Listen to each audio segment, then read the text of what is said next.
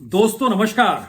जो दिखाई दे रहा है उत्तर प्रदेश का वह पूरा सच नहीं है, और जो नहीं दिखाई दे रहा है वो शायद 10 मार्च के बाद खुले तौर पर इस देश में नजर आने लगेगा। लग ऐसा रहा है जैसे एक तरफ अखिलेश यादव हैं और दूसरी तरफ योगी आदित्यनाथ हैं, लेकिन जो दिखाई नहीं दे रहा है उसमें एक तरफ योगी हैं और दूसरी तरफ मोदी हैं। सवाल 3 बहुत तेजी से निकल कर आ रहे हैं। आरएसएस बिल्कुल नहीं चाहती है कि किसी भी हालत में योगी आदित्यनाथ चुनाव हार जाएं।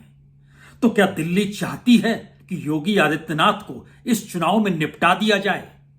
क्या वाकई जिस राजनीतिक मिजाज को दिल्ली पकड़े हुए है, योगी आदित्यनाथ को बार बार आरएसएस उस दिशा से उलट ढकेलना चाहता है?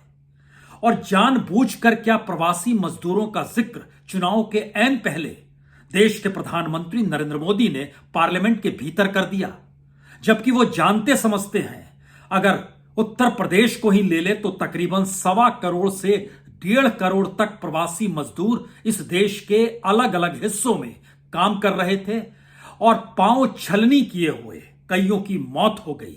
वो जब लौटे तो उनके पास कुछ भी नहीं था, यहां तक कि राज्य सरकार उन्हें काम देने तक की परिस्थितियों को अपने साथ जोड़कर चल नहीं पा रही थी। तो प्रवासी मजदूरों का जिक्र आखिर प्रधानमंत्री मोदी ने क्यों किया चुनाव से ऐन पहले? दूसरा बड़ा सवाल है, क्या इस दौर में वाकई आरएसएस ऐसा क्यों चाहती है कि योगी आदित्यनाथ की मौजूदगी उत्तर प्रदेश के चुनाव में न सिर्फ चेहरे के आसरे बल्कि 2024 तक आते आते ये चेहरा राष्ट्रीय स्तर पर दिखाई देने लगे और इसीलिए राजनीतिक प्रयोग अपने एजेंडे के तहत कहीं वो करने तो नहीं लगी है? हमें लगता है कि आज उलझी हुई गुत्थियों को खोलने की जरूरत है। हम लगातार इस बात का जिक्र भी कर रहे थे कि किस तरीके से लाखों की तादाद में बीजेपी के कार्यकर्ता बूथ स्तर पर काम करने में जुटे हुए हैं। इस बात का भी जिक्र हुआ था कि लाखों की तादाद में स्वयंसेवक भी गांव गांव और घर घर जा जाकर अपने अनुकूल स्थितियों को बनाने की कोशिश कर रहा है। यह अपने अनुकूल का मतलब बाबामय होना है। और जिस बात को लेकर योगी आदित्यनाथ चिंतित हैं उसमें उनके सामने सबसे बड़ा सवाल 3 ही है। पहला सवाल तो टिकटों के वितरण को लेकर उनसे बहुत राय ली नहीं गई। दूसरा सवाल था बूथों में जो लोग बैठेंगे वह उस ऑर्गेनाइजेशन के हिस्से हैं जिसमें योगी आदित्यनाथ की दखल नहीं है। और तीसरा बड़ा सवाल है, क्या वाकई जिन सवालों को प्रधानमंत्री मोदी धीरे धीरे उठा रहे हैं कहीं उससे राजनीतिक जमीन बीजेपी के उत्तर प्रदेश में कमजोर नहीं बल्कि पोपली तो नहीं हो जाएगी और योगी आदित्यनाथ उसी में समा तो नहीं जाएंगे? 58 सीटों पर चुनाव प्रचार थम चुका है। इन 58 सीटों की खासियत यह है कि यहां पर पिछली बार यानी 2017 में 53 सीटों पर बीजेपी ने कब्जा किया था। 4 सीटों पर वो दूसरे नंबर पर रही थी। इस बार 19 एमएलए के टिकट को काट दिया गया। जो दूसरे नंबर पर 4 थे उनका भी टिकट काट दिया गया, यानी 23 उम्मीदवारों को चेंज कर दिया गया। मैसेज दिया गया कि हम दरअसल एंटी इनकम्बेंसी अपने साथ लेकर नहीं चलना चाहते हैं और कोई काम नहीं हुआ है। यानी ध्यान दीजिए, बहुत शालीनता के साथ संघ को यह समझाया गया दिल्ली के जरिए कि कोई काम नहीं हुआ है, ऐसे में एंटी इनकम्बेंसी हमारे साथ जुड़ जाएगी तो हम नए उम्मीदवारों को लेकर चलते हैं। लेकिन उम्मीदवारों की फहरिस्त में योगी आदित्यनाथ या आरएसएस का बहुत दखल हुआ नहीं। दूसरा सवाल यह था कि जिन जगहों पर टिकट दिए गए उसमें बीएसपी से आए हुए 3 लोग, खासतौर से खैरागढ़ की सीट है जिसमें भगवान सिंह कुशवाहा को टिकट दिया गया, बरौली की सीट है जहां ठाकुर जसवीर सिंह को टिकट दिया गया, अहमदपुर की सीट है जहां पर डॉक्टर धर्मपाल सिंह को टिकट दिया गया। बीजेपी ने अपने तौर पर बीएसपी से आए हुए लोगों को जोड़ घटा करके समझाया कि ये जीत सकते हैं। लेकिन यहीं से असल सवाल शुरू होते हैं। जिस कैराना का जिक्र बार बार अपने तौर पर अमित शाह कर रहे हैं, जिस दंगों का जिक्र मुजफ्फरनगर को लेकर बीजेपी करना चाह रही है, और इन दोनों की लकीर के पीछे में असुरक्षा की भावना को उभारते हुए बीजेपी एक लिहाज से पूरे तरीके से इस पश्चिमी उत्तर प्रदेश में कूद पड़ी है, जबकि जमीन की परिस्थिति पहली बार आरएसएस को समझ में आ गई है। राजनीति के सरोकार समाज से नहीं है और समाज अपने सरोकारों को उस राजनीति से जोड़ नहीं पा रहा है जिस राजनीति का ताना बाना दिल्ली में बुना जा रहा है और योगी आदित्यनाथ की सियासत को नए तरीके से परिभाषित करने की कोशिश की जा रही है। तो क्या वाकई आरएसएस अब इस बात को समझ चुकी है कि नरेंद्र मोदी जिस बिसात को बिछा रहे हैं उसके सरोकार समाज से नहीं है और समाज के भीतर जो मुद्दे हैं वह मुद्दे अगर मोदी की राजनीति के आश्रय चलें तो उत्तर प्रदेश में बीजेपी निपट जाएगी। तो फिर आरएसएस के पास सिवाय एकमात्र चेहरा वह भी नरेंद्र मोदी के चेहरे के अलावे कुछ भी नहीं बचेगा। अगला सवाल यह है, क्या वाकई आरएसएस सोचती है कि योगी आदित्यनाथ को हर हाल में जीतना चाहिए? यकीन जानिए, आरएसएस ने अपना पूरा दमखम लगा दिया है, किसी भी हालत में योगी आदित्यनाथ को हारना नहीं चाहिए। यहां पर फिर दो सवाल हैं। स्वयंसेवकों को पैसा कौन दे रहा है? स्वयंसेवक किस तरीके से गांव गांव घूम रहे हैं? और जो कार्यकर्ता है उनको तो दिहाड़ी, वीकली और मंथली लेवल पे पेमेंट भी हो रहे हैं, लेकिन स्वयंसेवकों का पैसा कहां से आएगा? क्या योगी आदित्यनाथ दे रहे हैं या फिर कॉन्स्टिट्यूएंसी में जो उम्मीदवार है वो अपने तौर पर व्यवस्था करा रहा है, या संघ ने पहली बार अपने परिचितों को लेकर उसी हिसाब से स्वयंसेवकों को लगाया है कि आप कैसे 5-5 गांव के हिसाब से चलेंगे? कोई बहुत बड़ी तादाद कार्यकर्ता जो बीजेपी के हैं उसकी तुलना में स्वयंसेवक कम है, लेकिन उन्होंने जो नई प्लानिंग की है उसमें उन्हें शिफ्ट होते चले जाना है, फर्स्ट फेज से दूसरे फेज में, दूसरे से तीसरे फेज में, और एक पूरी टीम अपने तरीके से चलती चली जाएगी। अब यहां पर सवाल है, आखिर इसकी क्या जरूरत आन पड़ी है जहां पर योगी आदित्यनाथ को निपटाना दिल्ली की जरूरत है? और दूसरी बात है, अगर इस नब्ज को आरएसएस पकड़ रही है तो उससे यह क्यों समझ में आने लगा है वाकई योगी आदित्यनाथ निपट जाएंगे, और इसीलिए अब उसने कमर कस ली है। 3 सवाल बहुत तेजी से उफन रहे हैं। पहला तो प्रवासी मजदूरों को लेकर था। दूसरा सवाल, जिस तरीके से पार्लियामेंट के भीतर कांग्रेस पर हमला प्रधानमंत्री नरेंद्र मोदी ने लगातार किया, उसके 2 ही मतलब थे, क्योंकि 2014 में आरएसएस को यही समझाया गया था, कांग्रेस अगर सत्ता में आ गई तो आरएसएस कहीं की नहीं रहेगी, हर स्वयंसेवक जेल में होगा। और बीते 8 बरस से लगातार मोदी के गवर्नेंस के पीछे आरएसएस खड़ी रही, लेकिन खड़े होने की भी उसकी अपनी मजबूरी थी। इसीलिए ध्यान दीजिए, तमाम प्रदेशों में मुख्यमंत्री बदल दिए गए, वहां के पूरे कैबिनेट को बदला गया, नए नए चेहरे लेकर आए गए, लेकिन उत्तर प्रदेश में यह मामला फेल हो गया, क्योंकि उत्तर प्रदेश आरएसएस का ग्राउंड जीरो हो सकता है और 2024 की राजनीति को साधने के लिए बाबा का कोई नया चेहरा उभार कर आरएसएस दिल्ली तक में रख सकती है क्या? यह सवाल कहीं ना कहीं मोदी मॉडल को परेशान कर रहा है कि अगर योगी मॉडल इस लिहाज से चला तो अब उन 2 बयानों पर गौर कीजिए। जब प्रवासी मजदूरों का जैसे ही जिक्र हुआ, वैसे ही योगी आदित्यनाथ ने एक झटके में दायरे में अरविंद केजरीवाल को भी ले लिया और उस दौर को भी ले लिया जिस दौर में प्रवासी मजदूरों को लेकर लगता था ऐसे जैसे वह मलहम लगा रहे हैं, जबकि यह नहीं था। लेकिन अगले ही क्षण उन्हें समझ में आ गया खेल उल्टा पड़ जाएगा। उन्होंने तुरंत मुसलमानों को लेकर बयान दिया कि दरअसल मुसलमान जो संबंध उनसे बनाते हैं वही संबंध उनके मुसलमानों से लेकर है। यह एक उस हिंदू सोच की कल्पना है जिसे आरएसएस हिंदू राष्ट्र के तौर पर लगातार रखने की दिशा में बढ़ना चाहता है।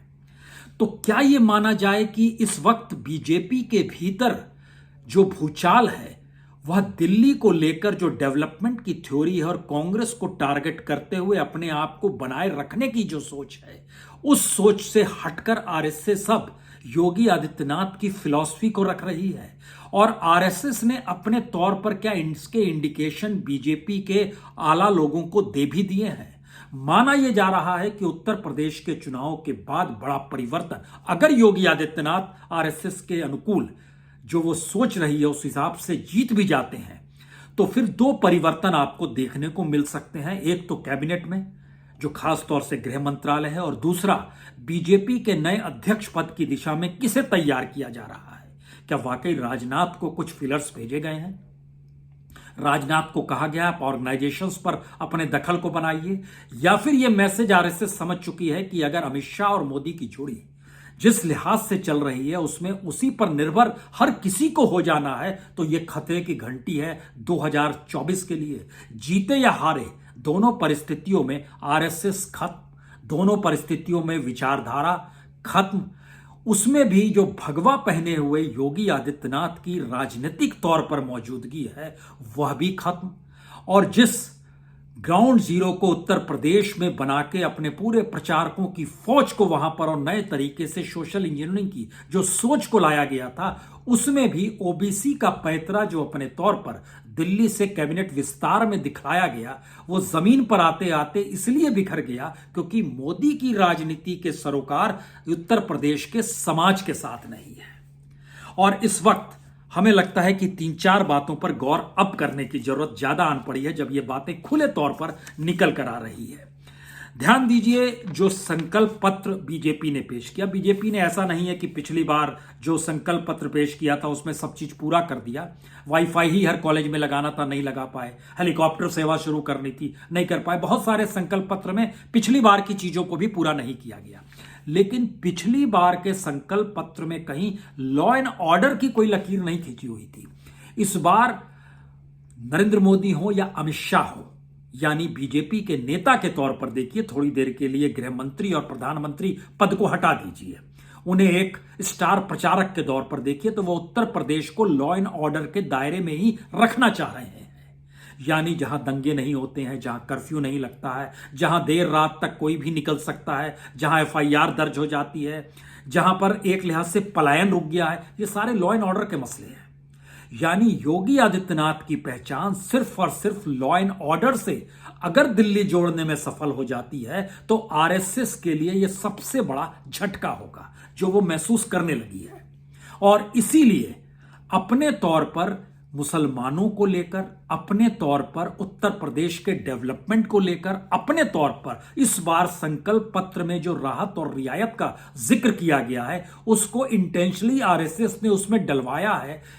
यह भी बहुत साफ किया है कि दूसरी पॉलिटिकल पार्टीज के काउंटर में आप संकल्प पत्र खड़ा कर सकते हैं, लेकिन आपकी सियासत के सरोकार जब समाज से ही नहीं है तो योगी आदित्यनाथ के सरोकार को कैसे समाज से जोड़ा जाए और आरएसएस खुद को भी समाज से जुड़े हुए महसूस करे, उस दिशा में एक नए तरीके का कॉन्फ्लिक्ट कहिए बीजेपी के भीतर शुरू हो चला है। और यहीं से यह बात निकलती है कि राज्यसभा हो या लोकसभा, जब प्रधानमंत्री मोदी भाषण दे रहे थे तो उसके भाषण का मिजाज समझिए।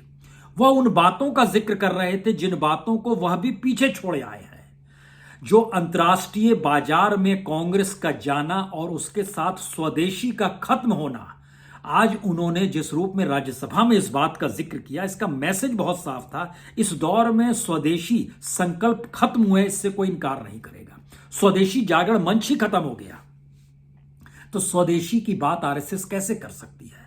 लेकिन सारे आरोपों को कांग्रेस के खाते में रखकर अपने दाग को छुपाना या अपनी विचारधारा को छुपाना या अपने कद को बनाए रखने के लिए कांग्रेस को ढाल बनाकर चलने की सोच को भी आरएसएस अब आंकना चाह रही है। शायद इसीलिए जरा अपने भाषण को ध्यान दीजिए। इमरजेंसी कोई आज की चीज नहीं है, और आज की परिस्थिति में इमरजेंसी को लेकर जितनी किताबें नहीं लिखी गई, उसमें इस दौर में मोदी कालखंड में जो तानाशाही और जो अपनी ताकत का एहसास कराने वो दुनिया भर में प्रचारित हो चला है कि भारत के भीतर की कैसी परिस्थितियां हैं यहां पर।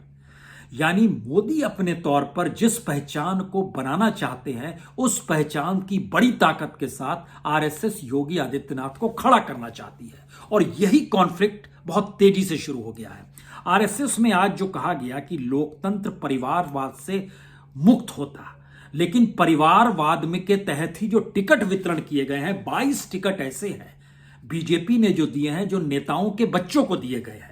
एक नियम आरएसएस ने बनाया, उस नियम को भी इस दौर में खारिज कर दिया गया। बच्चों 22 बड़े नेता, इन जनरल लीजिएगा तो लगभग 57 टिकट ऐसे हैं जिनके अपने पिता, अपनी माता, अपने दादाजी राजनीति करते थे, उन्हें टिकट दिया गया। यह बीजेपी के भीतर का एक नया अंतर्विरोध है जो आरएसएस उस पर सवाल भी खड़ा करे।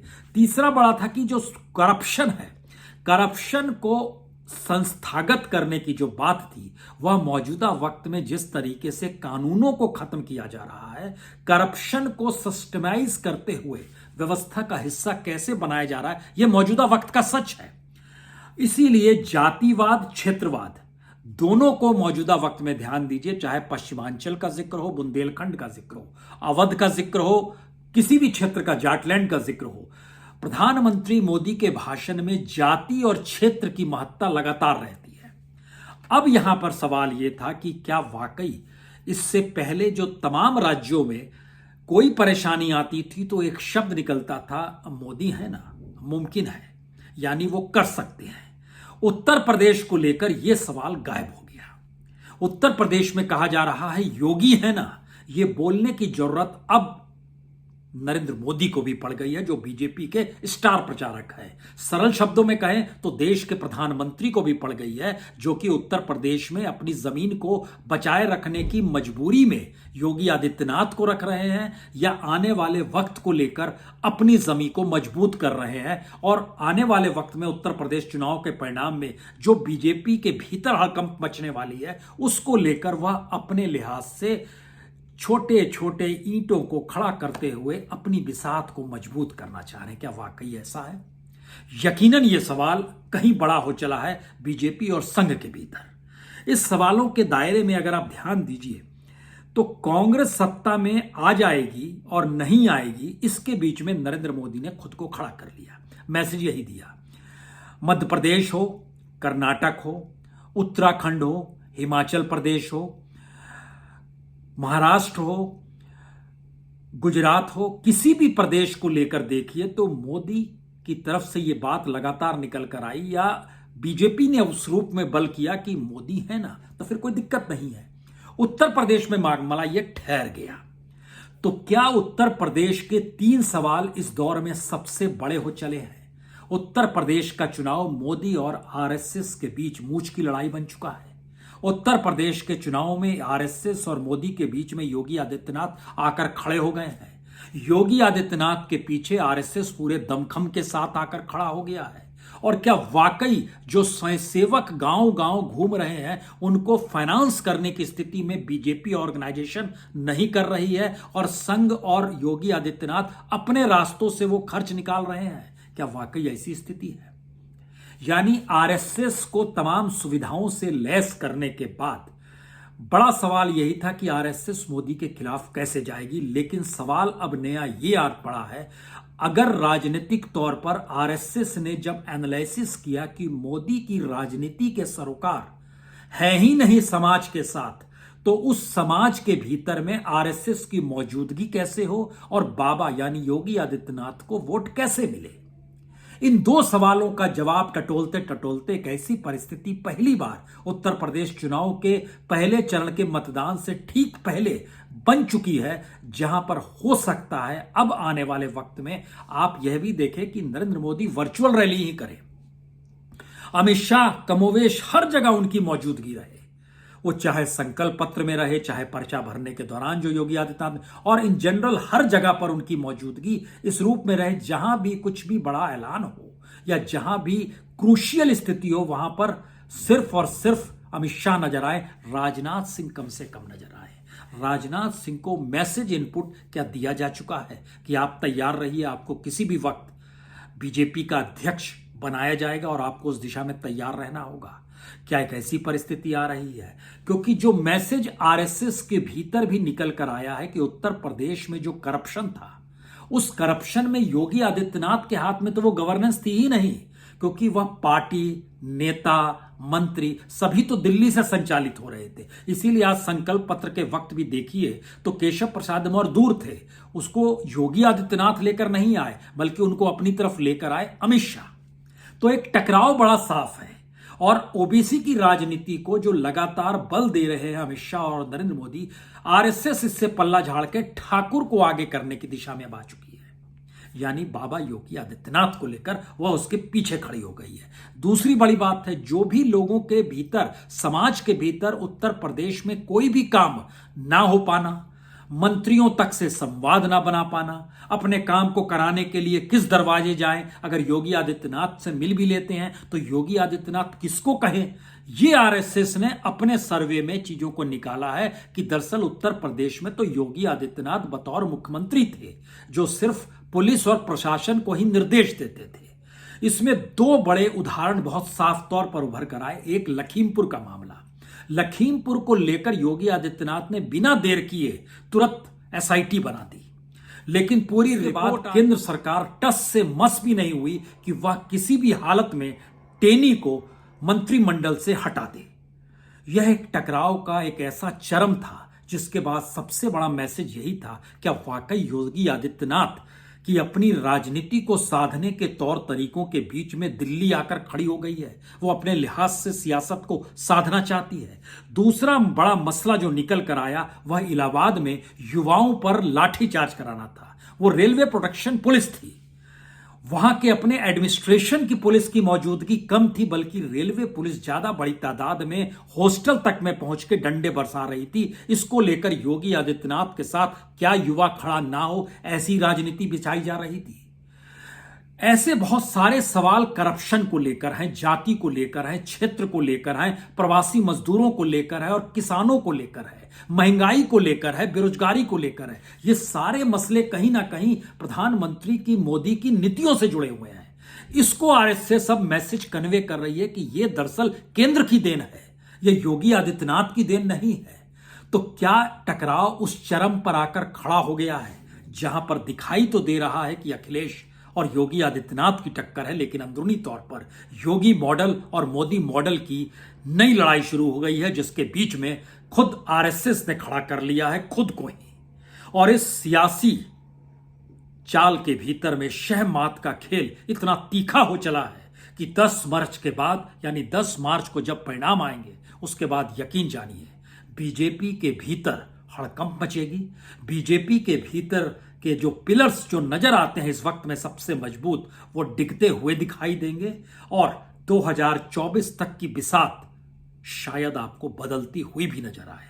सिर्फ इंतजार कीजिए, अभी तो सुगबुगाहट है अंदरूनी तौर पर, यह दिखाई नहीं दे रहा है, इसको महसूस कीजिए। और शायद इसीलिए होश फाख्ता बीजेपी के भी है, कार्यकर्ताओं के भी है और संघ के भी है। कहीं बीजेपी निपट गई तो उसके बाद सियासत में हर कोई निर्भर मोदी पर हो चलेगा और मोदी को पर निर्भर होने की परिस्थितियों से पल्ला झाड़ने के लिए योगी आदित्यनाथ को खड़ा करना सबसे पहली और महत्वपूर्ण जरूरत है। तो उत्तर प्रदेश की सियासत के इस हिस्से पर कल फिर आपसे मिलेंगे। बहुत बहुत शुक्रिया, बहुत बहुत शुक्रिया।